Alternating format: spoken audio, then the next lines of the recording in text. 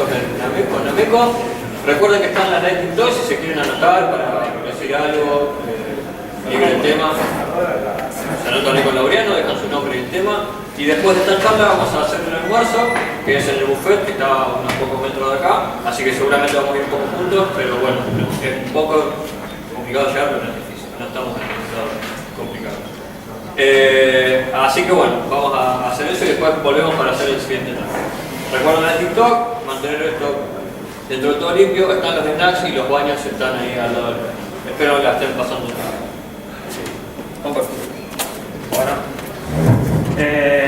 Bueno, la charla es sobre Nameco, que es un framework no muy conocido. En realidad decidí hacer la charla sobre Nameco porque hace algunos meses estoy trabajando con el framework.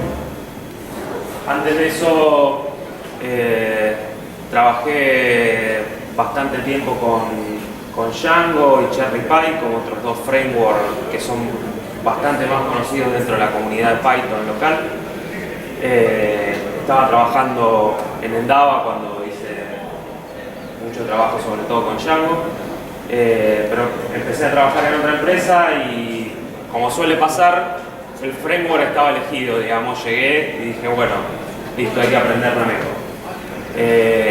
La verdad que si estoy dando la charla es precisamente porque me pareció un framework muy bueno para implementar microservicios, muy fácil de programar, muy simple, minimalista, nada que ver con Django, donde uno por ahí tiene un framework más monolítico, en donde el framework puede hacer casi de todo, pero nos obliga a tener una instalación más grande, a estar atados a ciertas decisiones que ya el framework trae.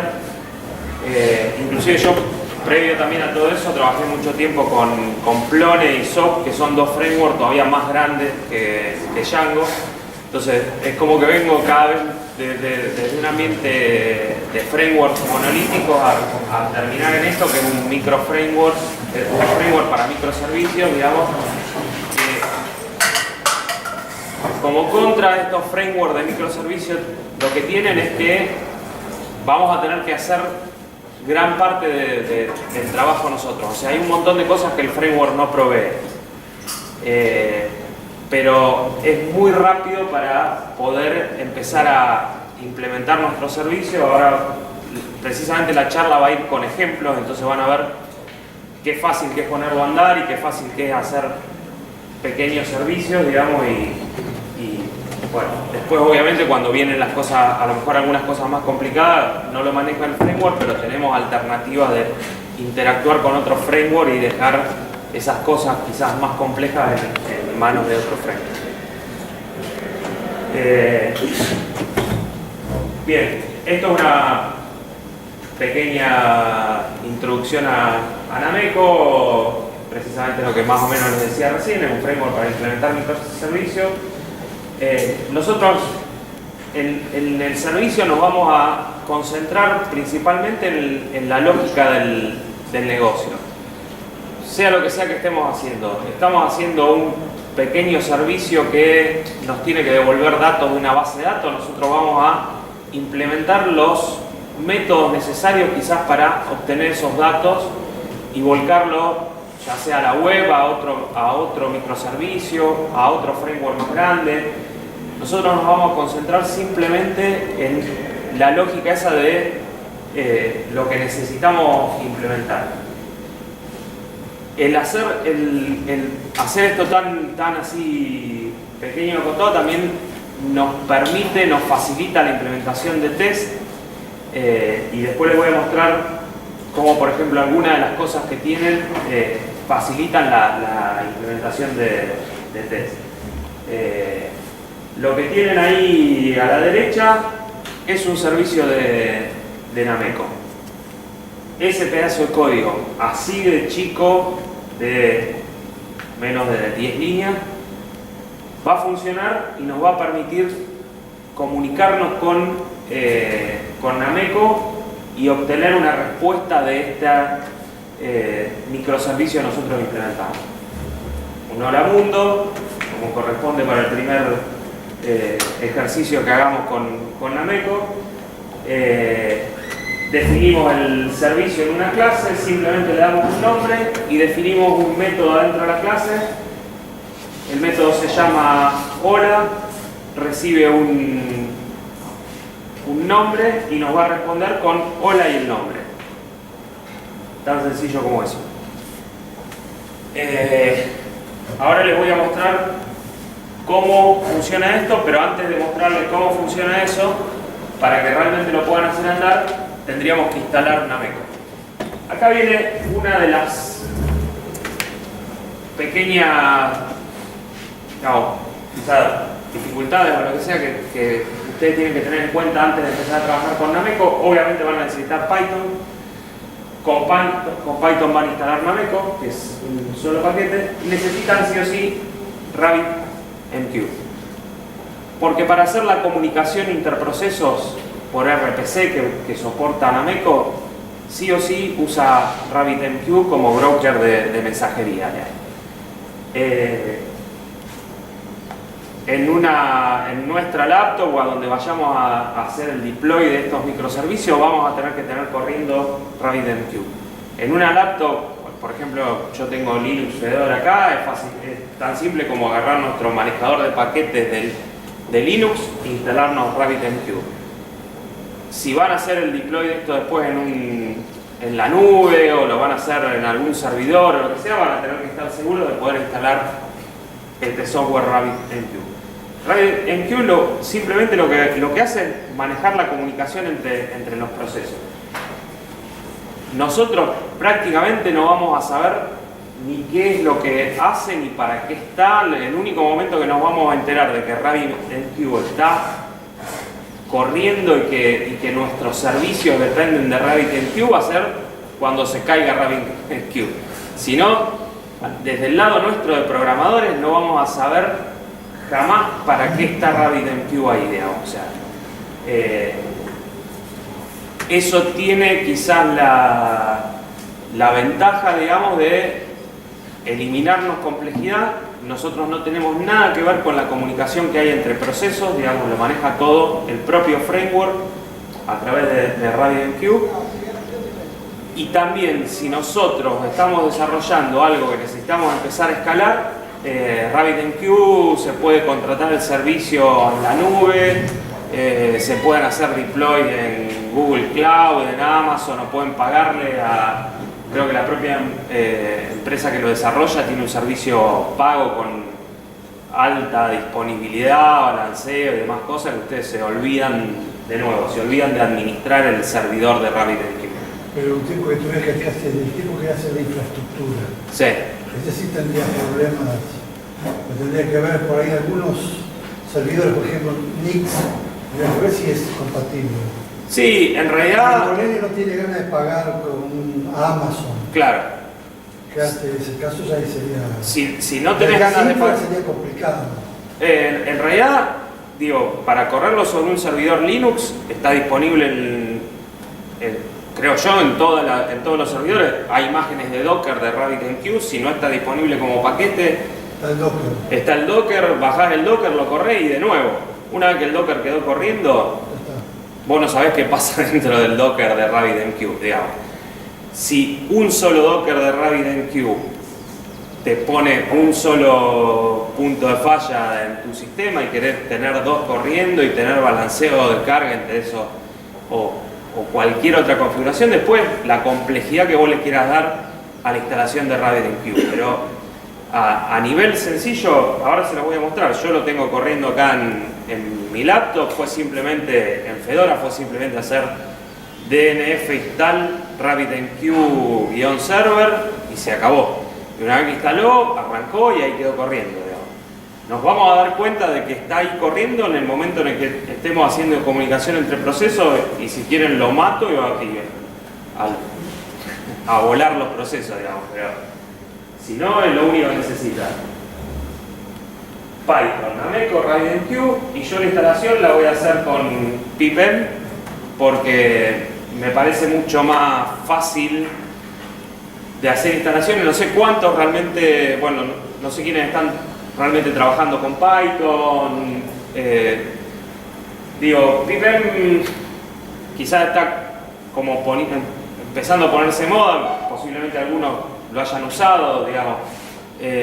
Para hacer la instalación de paquetes, normalmente Python provee pip install y algo, y ahí después ustedes tienen que ver si lo instalaron en forma global en la máquina, si lo instalaron para el usuario, si se armaron un virtualenv y lo metieron en el virtualenv, o qué hicieron con ese paquete, digamos. PIPM nos da la ventaja de que solo arma un virtualenv, pone los paquetes adentro del virtualenv, ustedes corren todo encapsulado en ese virtualenv y de nuevo se olvidan un poco de dónde están las cosas y sobre todo facilita esto de no hacer instalaciones globales, digamos, no caer en la locura de hacer sudo y empezar a instalar paquetes como root en la máquina.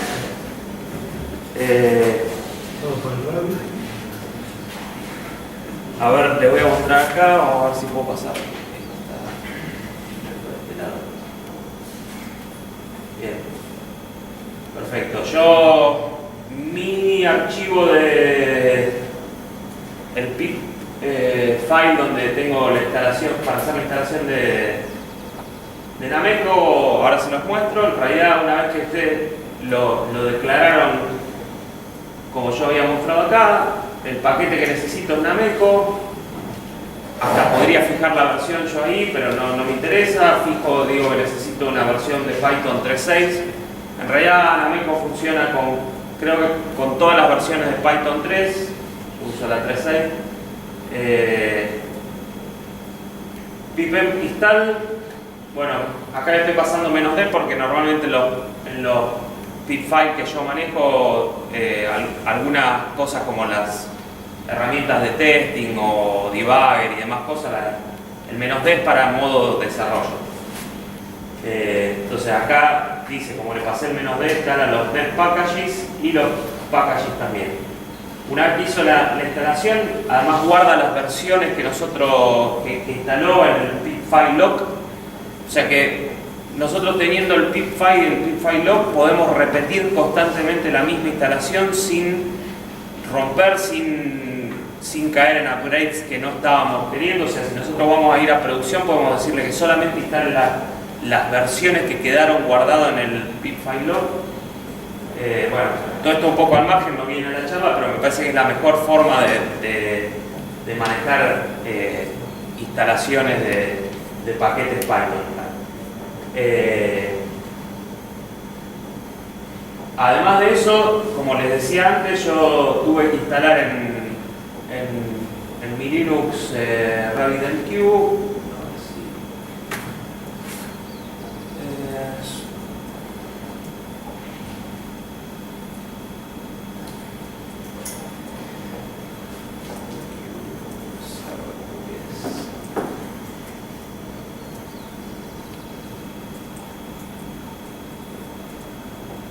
Bien. Ahí está corriendo en mi máquina RabbitMQ. Instalarlo en este Fedora, como les decía, fue simplemente dnf install RabbitMQ server y quedó corriendo. Una vez que eso queda corriendo, te olvidas después de la comunicación entre procesos y todo eso. Bien. Les voy a empezar a mostrar cómo funciona ese pequeño código que teníamos ahí. Yo ya tengo corriendo mi Hola Mundo, que era el código. Se puede mostrar acá, creo que se va a mostrar.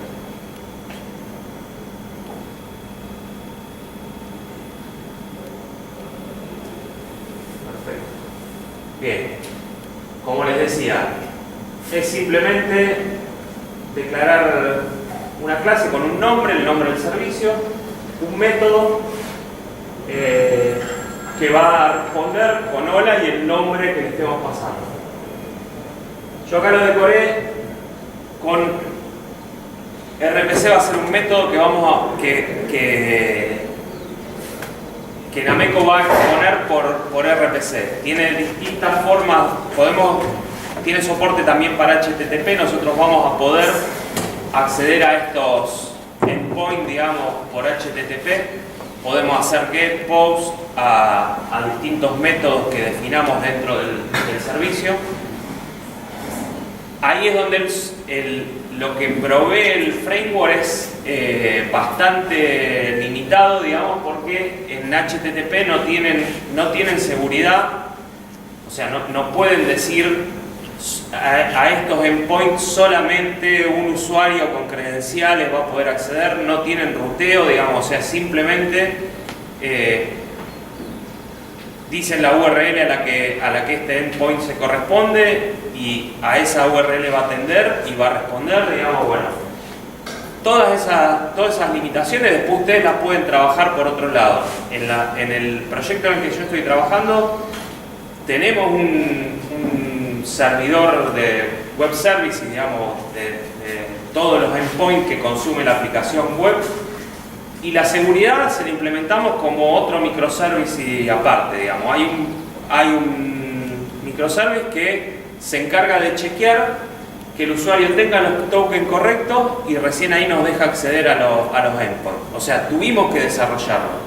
A diferencia quizás de otros frameworks en donde el acceso a determinados endpoints quizás tienen alguna forma declarativa de decirlo, digamos.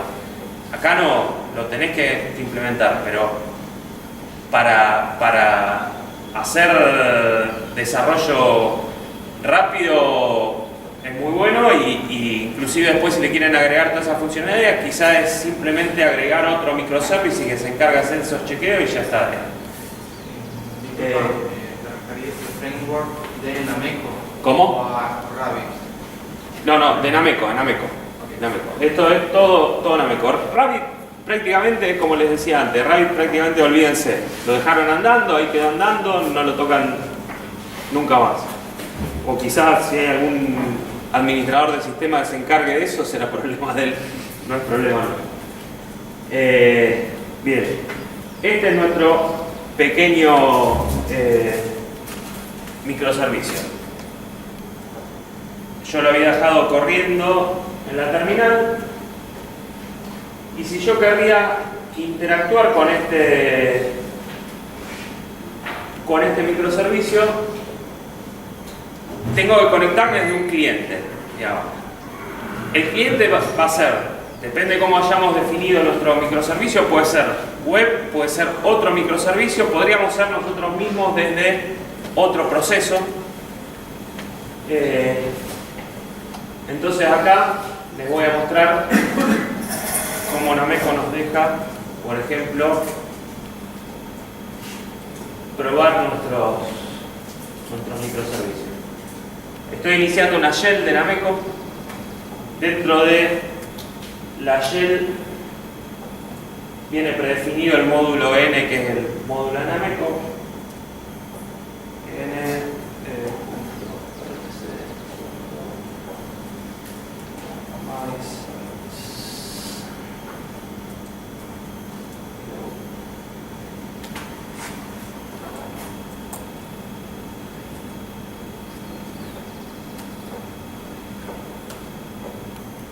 Bien, le dijimos a Nameco que nos queremos comunicar por RPC con el servicio MyService y que llame el método hello del servicio MyService pasándole PyDate como valor. Obtuvimos la respuesta del microservicio, hola PyDate. Si el microservicio hubiera estado detenido, esto no hubiera pasado. Se queda esperando a tener el servicio disponible. Arranqué el servicio y obtuve hola PyDate. ¿No tiene un timeout?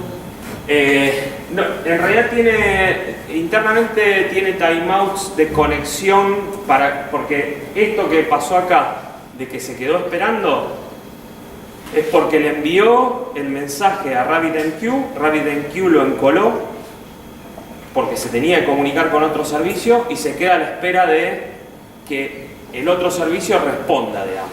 Sí podemos modificar los timeouts o, por ejemplo, nosotros todos nuestros microservicios lo que tenemos es un proceso de health check que está constantemente probando de que RabbitMQ esté levantado y funcionando, que si nos tenemos que comunicar contra un web service de tercero, que ese web service esté funcionando, y en caso de que eso no esté, quizás o detenemos el microservicio o disparamos alguna alerta o algo por el estilo.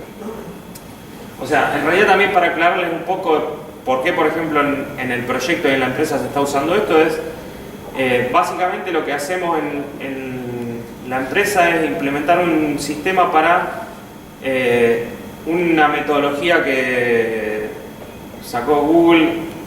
Es lo que más me cuesta de mi trabajo, pronunciarlo. SRE son las siglas, en inglés es SID, que es dificilísimo decir. Y es como una metodología y un conjunto de buenas prácticas para System y de nuevo Reliability. Sí. Es para llevar control y poder manejar el mejor uptime posible de nuestros servidores, ponernos metas en esos uptime y decir, bueno,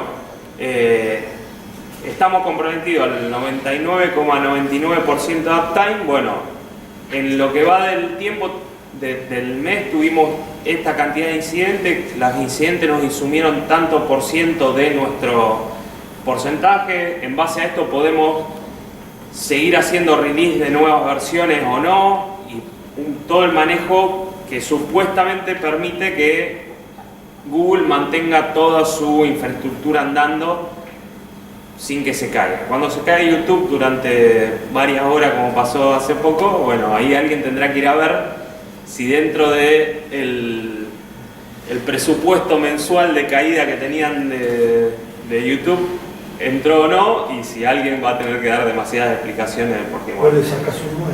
Claro, sí, puede ser. Realmente se estira sacarlo el nuevo. Claro. A ver, el software que nosotros estamos desarrollando básicamente lo que permite es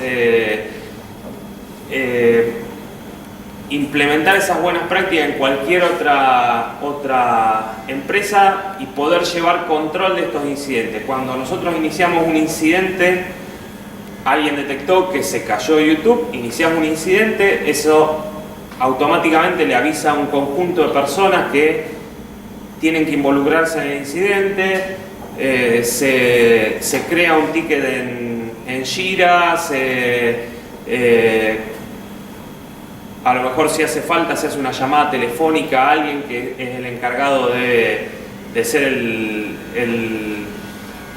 que va a llevar adelante las comunicaciones del incidente, y un montón de procesos que tienen que ver con después poder elaborar el post-mortem del incidente, poder decir, bueno, esto fue todo lo que pasó, de esta forma se solucionó, de esta forma podríamos mitigar los cambios en la próxima vez, digamos.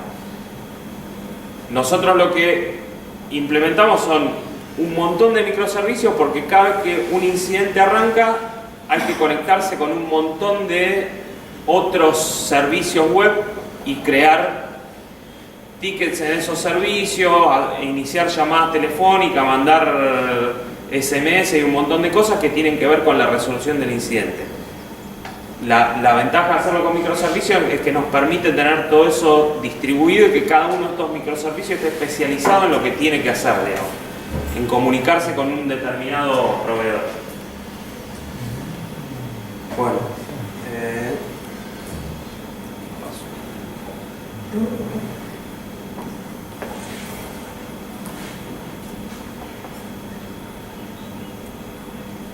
bien, acá en lo que les mostraba recién, con Nameco Run yo estoy corriendo mi servicio, y desde Nameco Shell pude testear mi servicio, llamar al método y obtener la respuesta. Ahora vamos a hacer algo un poco más interesante, porque hasta ahora solamente abrí un shell. En el shell corrí la comunicación, pero esta es la forma en la que normalmente vamos desarrollando los microservicios. Yo tenía un servidor, el servidor cada vez que llaman al método hello me responde con hola y el nombre, y yo ahora voy a implementar un cliente. En el cliente es prácticamente lo mismo, un servicio, nada más que estoy diciendo que el atributo hola mundo de mi clase va a ser un RPC proxy a el servicio, a my service, que era el servicio servidor al que yo había desarrollado recién. Yo acá podría manejar comunicación con n cantidad de microservicios, digamos. O sea, cada vez que ustedes necesitan comunicarse con otro microservicio, es simplemente agregar un atributo, decir RPC proxy, el nombre del microservicio, y se terminó el problema. Para mostrarlo cómo funciona, voy a usar otra de las cosas que tiene Ameco, que es un timer. Ustedes decoran un método con timer y un intervalo en el que quieren que se corra, y Ameco solo se encarga de llamarnos cada un segundo a este método. Bien, lo voy a correr. Salir de acá.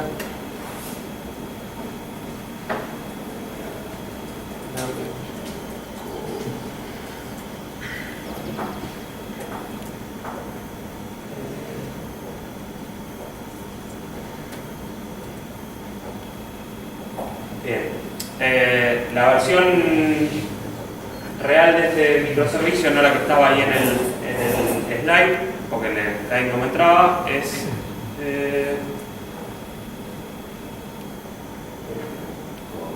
esto acá. Para hacerlo fácil, definí en una variable all un conjunto de palabras lorem ipsum. Lo dividí para tener un array y voy tirando un random choice de ese array de palabras que me quedan. A medida que corre, una vez por segundo, le va pasando una palabra a nuestro servidor, y nuestro servidor responde con hola y esa palabra. De nuevo, como habíamos hecho antes, si detenemos el servidor, esto se va a detener,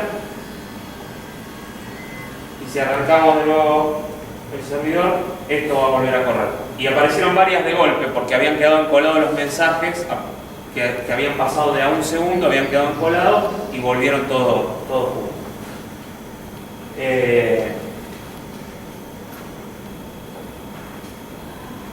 Les voy a mostrar otros ejemplos. Bueno, en realidad lo que decíamos antes, yo podría detener esto y RabbitMQ.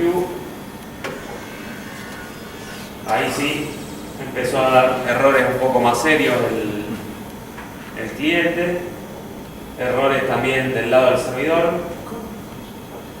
Los dos servicios siguen corriendo por ahora, porque van a reintentar conectarse con RabbitMQ. Lo voy a iniciar de nuevo.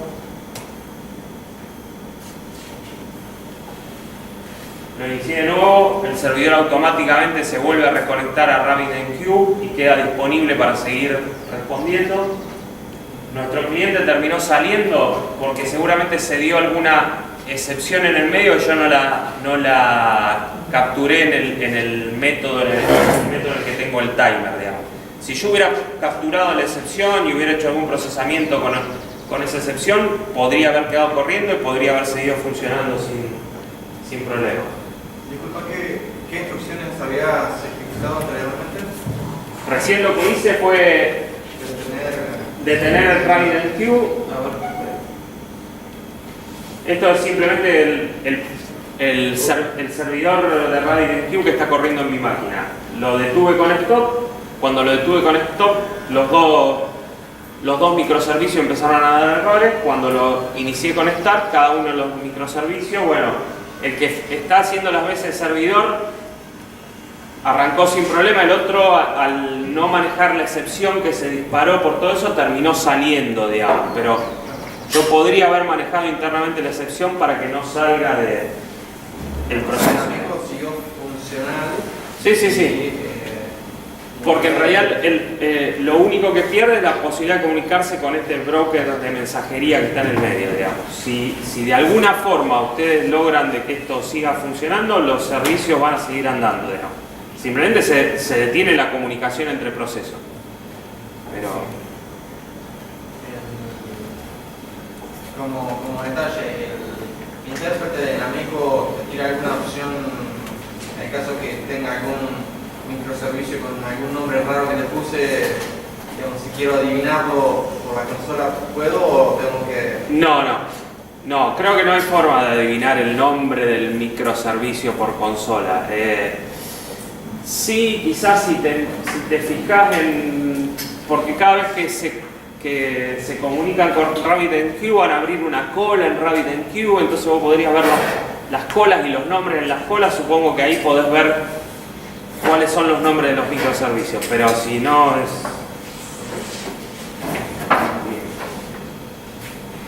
No tiene introspección. No. Bueno, algunos ejemplos un poquito más complejos también de lo que se puede hacer. La comunicación de RPC entre el cliente y el servidor,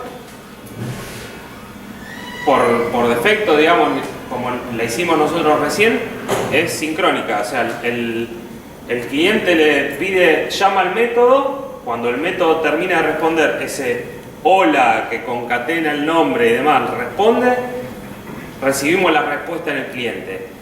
Si lo que está haciendo el servidor es lo suficientemente complicado como para demorarse 10 segundos, 1 minuto, lo que sea, en darnos una respuesta, nuestro cliente va a estar bloqueado durante ese minuto que esté esperando una respuesta. Internamente en Ameco maneja concurrencia, o sea que ese tren de Ameco, de ese cliente, va a quedar bloqueado, pero mientras tanto puede seguir haciendo otro montón de cosas sin que quede todo el proceso bloqueado. Ahora, si nosotros estamos seguros que nuestro cliente puede hacer otras tantas cosas mientras está esperando respuesta del servidor, nosotros podemos usar llamadas asíncronas. Entonces, esto es más o menos lo mismo lo que hicimos recién.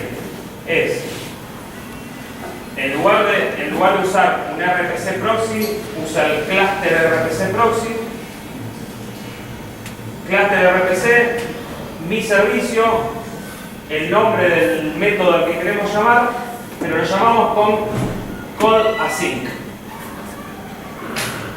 Esto va a hacer de que en realidad la llamada no quede bloqueada en ese momento. Y nosotros solamente vamos a quedar bloqueados a la espera de respuesta cuando llamemos al result de lo que nos devolvió el async. Entonces, para ponérselo en ejemplo, vamos a cortar este y vamos a llamar al people 1. Bien, llama 10 veces al hello, espera 5 segundos y obtiene las 10 respuestas de golpe. Llama 10 veces al hello, espera 5 segundos, obtiene las 10 respuestas de golpe. La comunicación ya dejó de ser sincrónica. Nosotros le tiramos todas las llamadas, nos pusimos a hacer otra cosa, o sea, lo que nos pusimos a hacer, en este caso, a modo simplemente de ejemplo, fue un snip. Yo lo único que hice acá fue hacer un snip para que se detuviera, para hacer algo en el medio. Yo acá podría haber hecho también otras cosas complejas en mi cliente, digamos. Y obtener la respuesta cuando terminé con todo el procesamiento lento que yo quería hacer también del lado de mi cliente. Era lento del lado del servidor, tengo cosas también complicadas para hacer del lado del cliente. puedo simplemente dejar que cada una corra por su lado y que no se bloqueen entre sí. Perdón, el call resolve. Sí. ¿Hay alguna forma de, antes de llamar a resolve, saber si terminó? No. O sea, No. el más lento te va a trabar a Exacto, todos los otros. exacto. Se supone que la ventaja de esto es vos disparaste todas las llamadas que querías o una sola llamada. Podría ser una sola llamada. Vos tenés cosas que hacer y del otro lado el servidor también va a tardar su tiempo en responder. Bueno, después llamamos a Result y ahí sí quedaremos bloqueados. Si el servidor todavía no respondió, acá sí quedaremos bloqueados, digamos. Con el primer resolve que todavía no terminó, queda bloqueado. Exacto. Y después. Sí.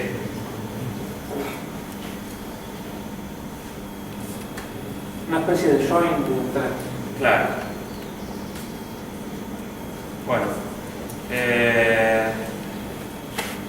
Para irles mostrando todo lo mismo que habíamos hecho por RPC, acá lo estoy haciendo con HTTP. Decoré un método en el cliente, lo decoro con HTTP, le digo el método de HTTP que quiero usar, en este caso GET, y por ejemplo voy a recibir un valor entero que va a ser la cantidad de veces que voy a... la cantidad de palabras que le quiero mandar al servidor. Simplemente con este método decorado así, como les decía, no nos dan a Meco nada demasiado complejo a nivel de cómo definir métodos, o sea, no tenemos forma de que sea condicional la ruta, no tenemos forma de decir que determinado usuario, que queremos recibir determinado parámetro en particular. Estamos recibiendo un entero valor que nos lo va a entregar internamente en la función y es todo lo que nos provee, digamos. Pero para implementar un microservicio y para implementar un endpoint a una aplicación web puede ser en muchos casos más que suficiente. Quizá la autenticación ustedes la manejan en el servidor que está delante, un Apache, algo por el estilo, que simplemente chequea de que la aplicación web que la está accediendo tenga las credenciales correctas y después acá ustedes no tienen ningún problema. Disculpa, ¿mostrarías el otro slide que tenía en el decorador? ¿En este o El anterior. El anterior es lo mismo, o sea, en realidad el decorador acá sigue usando, en este sigue usando el decorador de timer para que se corra constantemente. Acá yo pasé al mismo método en este cliente, en lugar de usar el decorador de timer, estoy usando un decorador de HTTP para que ya no sea algo que se ejecute constantemente, sino que tenga que llamarlo yo por HTTP. Voy a correrlo.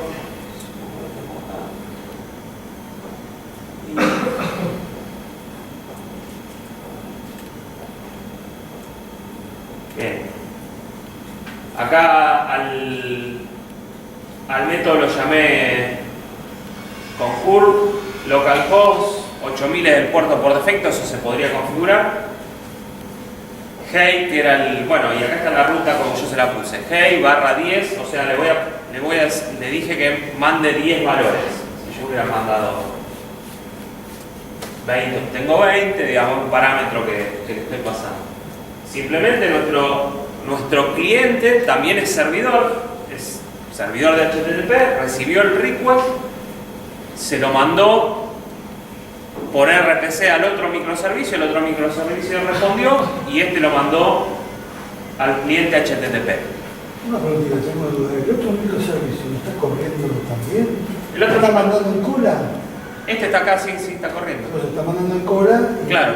El RAPI, en un momento dado, satura la cola y bloquea al otro o no. Podría Por llegar a un lado se tiene que saturar la cola. Por ejemplo, que vos tengas como vos decís, un tipo que lo va mandándole aleatoriamente string, sí. La cola, la cola se va vaciando a medida que el otro me lo solicite. Claro. Pero llega un momento que la cola...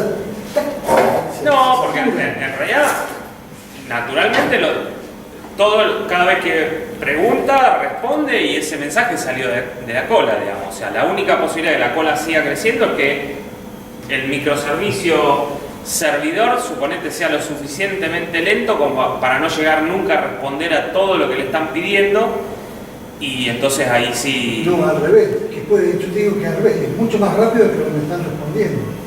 El producto es que si la cola del RAVE no se satura en algún momento. Y digan, yo no puedo recibir más mensajes. No. La verdad que no pasa, no nos ha pasado, a menos realmente de que esto o alguno de los dos microservicios esté funcionando mal, digamos. Si los dos microservicios funcionan bien y los dos responden en tiempo y forma, no nos ha pasado eso.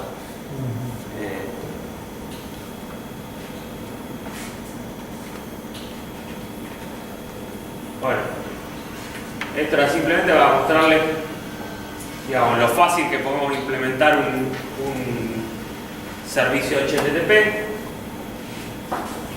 Otra de las cosas que probé,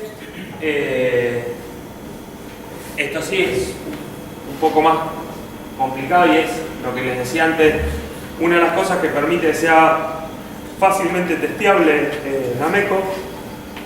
Nameco nos invita a usar dependencias y dependency providers para manejar la comunicación con otros servicios, ya sea con una base de datos, con un servicio web, con archivos en disco, lo que sea. Muchas veces para no bloquear nuestro servicio principal y para lograr abstraernos de la implementación del acceso a datos, nosotros desarrollamos un dependency provider. Acá lo hice simple, es como decir, bueno, en lugar de mantener toda esa lista de palabras de Lorem Ipsum adentro de mi código Python, las paso a un TXT, el dependency provider simplemente abre el TXT, lo lee y hace lo mismo que hacía el otro, nos devuelve por random una palabra, digamos. Definí un método, getWords. Todo el resto es inicialización del dependency provider. Si miramos el código, que es este que está acá, ¿Podrías copiarlo? ¿cómo? A ver, este está acá. Si miramos el código, nosotros lo único que estamos haciendo es, de nuevo, agregar un atributo adentro de nuestro servicio en el cual le decimos que este atributo Ipsum es el dependency provider. Toda la inicialización y estas cosas se encarga Nameco solo de hacerlo. Nosotros a la hora de usar nuestro dependency provider simplemente lo que hacemos es self Ipsum getWord. Llamamos al método getWord del dependency provider y él solo nos devuelve una palabra. Abrir el archivo, leerlo, cargarlo en memoria, todo lo que nosotros hicimos ahí adentro, se encargó solo Nameco de llamar a esos métodos, digamos. Si fuera algo más complejo como comunicarse con un servidor web o lo que sea, también lo manejó internamente. Si corremos este ejemplo, y la ventaja, por ejemplo, de esto es que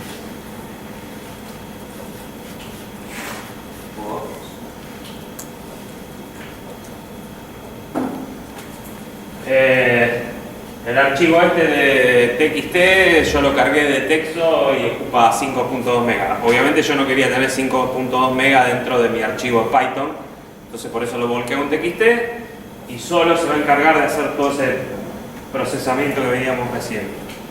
Era el 4.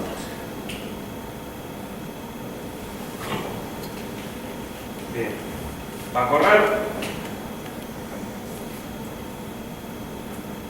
Tiene que hacer, tarda en arrancar porque en realidad el timer es siempre, ustedes le ponen al timer que sea, no, además lo tengo con, perdón, este lo tenía por HTTP. Listo. Llamé a HTTP, sacó 20 palabras de nuestro archivo de TXT hizo de nuevo el mismo procesamiento, le tiró las 20 palabras al servidor, las respondió y ya está. Bueno, voy a pasar un poco rápido unos próximos slides, así cerramos. Ya estamos en tiempo, por eso. En cuanto a comunidad y paquetes, hay mucho, bastante, digamos, no es una comunidad gigante la de Nameco, pero por lo menos lo que yo les mostraba recién de, por ejemplo, un dependency provider para acceder a un archivo, leerlo y devolvernos una palabra, hay unos cuantos desarrollados para comunicarnos con otros servicios, para poder usar SQL Alchemy y leer datos de una base de datos, para poder usar Sentry, Slack, Redis, o para, por ejemplo, que varios de estas comunicaciones puedan estar cacheadas, que quizás si mandamos los mismos parámetros a un método, no tener que sí o sí esperar a que el método responda. Bueno, y dos que son muy interesantes, precisamente por esto de decir, bueno, nos subimos a un framework de microservicios, pero ¿qué hacemos? Porque después queremos implementar todo nuestro web service y, como decíamos antes, montones de cosas que nos da, o un manejo de templates o cosas que nos dan framework más grandes, esto no lo tiene, digamos. Hay dos paquetes que nos permiten interactuar con Django y con Flask. Rapidísimo, Django, si ustedes tienen una aplicación en Django y se instalaron Django Nameco, acceder a ese mismo método de microservicio es tan fácil como hacer esto. Django Nameco, importan getPool y acceden al método hello del microservicio, digamos. Yo no tengo Django corriendo acá, no vamos a perder el tiempo con eso, pero si haríamos esto, estaríamos haciendo desde nuestra aplicación Django exactamente lo mismo, llamar al microservicio desarrollado en Nameco y obtener la respuesta. 4 líneas. En Flask es más o menos lo mismo, está acá como ejemplo, de nuevo, simplemente importar de nuevo, instanciar nuestro RPC proxy. Flask tiene un poquito una complejidad más, tiene que definirle cuál es la URI del RPC proxy.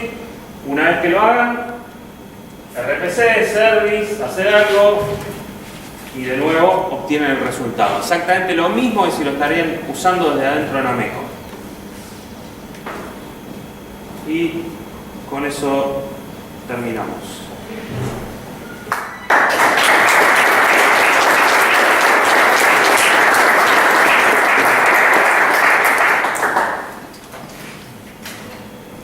¿Alguna limitación en el tamaño de los argumentos que le pueden pasar?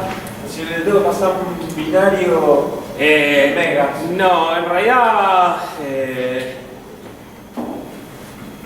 no sé si hay alguna, para empezar, no sé si hay alguna forma de limitarlo, digamos, como para decir, lo voy a limitar adrede. En cuanto al uso, nosotros lo estamos usando para, por ejemplo, recibir mensajes de un canal de Slack, y algunos de esos mensajes pueden ser una captura de pantalla, y a veces las capturas de pantalla pueden ser gigantes por la resolución y demás.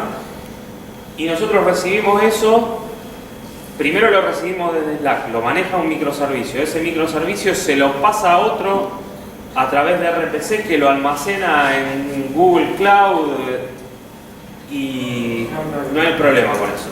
O sea, obviamente en eso tenés el impacto que tengas en memoria, digamos. O sea, todo esto vos vas a tener que tener en cuenta cuánta memoria te va a consumir en tu microservicio, cuánta memoria después va a consumir RabbitMQ cuando pase esa imagen por el medio, pero no tenés una limitación aquí. ¿Otra pregunta? Bueno, gracias.